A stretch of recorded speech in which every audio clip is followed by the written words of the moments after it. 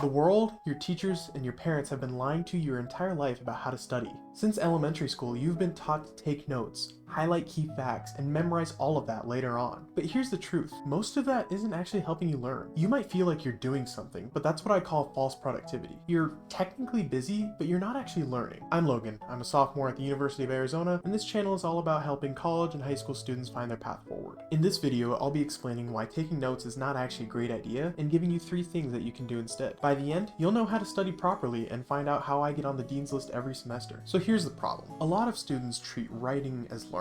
They think that if they copy everything down word for word from a PowerPoint or a lecture, that they're somehow masters of the material. If you've ever heard the phrase, if you highlight everything, you highlight nothing, same thing applies here. If you write down everything, you write down nothing. When all you're focused on is transcribing information, your brain shuts off. Because copying things down on a piece of paper is such a mindless task, your brain is tuning out the actual important information. I can't even begin to tell you how many times I've seen classmates miss some vital piece of context or meaning because they're too busy writing everything down. A lot of the inspiration from this video actually comes from my old high school government teacher. He was a teacher that actually discouraged us from taking a bunch of notes. Instead, he wanted us to ask questions and actually engage with the lectures. So I did just that. I stopped treating lectures as note-taking sessions and started treating them as conversations. I listened, asked questions, and tried to piece together bits of information in real time. And those shifts changed everything about the way I learn. So you may be wondering, if taking notes isn't the answer, then what the heck is? Here are 3 things that you can do instead. Number 1, listen in class. This one sounds obvious, and it is, but if you're too busy taking down notes, you're not actually listening. The moment you stop worrying about copying everything down is the moment you actually begin to process what your professors are trying to teach you. During a lecture, ask yourself some of these questions. Why is my professor saying this? What's the main idea here? Why is this example being used? How does this relate to things we've learned last time? And what does my professor actually want me to take away from this? When you start actively engaging, you'll begin to build mental connections. You'll learn concepts, not just fragments. I think if you actually pay attention in some of your classes, you'll find that the students who learn the best or learn the most aren't the ones taking down the most notes. Instead, they're the ones who think the most in class. And you don't have time to think if you're just taking notes. A good way to ground this whole listening in class idea is actually a story about myself. When I was a junior in high school, I took the ACT, as most juniors in high school do. I ended up getting a 32 on my ACT. And you might think, wow, I must have studied a lot, but actually I didn't study at all. Almost every question that I instantly knew the answer to, I could relate back to a lecture that I had some memory of. Because I paid attention in all of my classes, I was able to get a good score. Now, you might be wondering, why the heck are you going to the U of A if you had a 32 on your ACT? And to that question, I'd point you to my first video about how to choose the right college. But let's move on. Number 2, look at posted slides online. When you get to college, a lot of your professors will be posting any lecture content online, probably after class. This means that you don't actually have to worry about taking notes during the lecture. You can listen now and read and write later. Use those slides to test yourself, to create flashcards, and to augment your learning. And that brings us to my final point. Number 3, take advantage of the internet. I'm not talking about Googling answers to quiz questions. I'm talking about using online tools such as Quizlet to improve your learning experience. Use those posted lectures I was just talking about to create flashcards for yourself. You can use these to study literally anywhere, whether you're in line for food, waiting in between classes, or 10 minutes before you go to bed. I'm personally using the flashcards function on Quizlet right now to help study for a midterm. By the time this video is up, I've probably already taken it, and hopefully I'm not failing common law. Otherwise, this video doesn't make much sense. Regardless, there's a certain kind of fear that you need to get over. If you stop taking notes, you're not learning less, but rather you're learning more intentionally. You're diverting that intense mental focus to something actually more constructive. Don't be a student that fills notebooks. Be a student that fills your mind.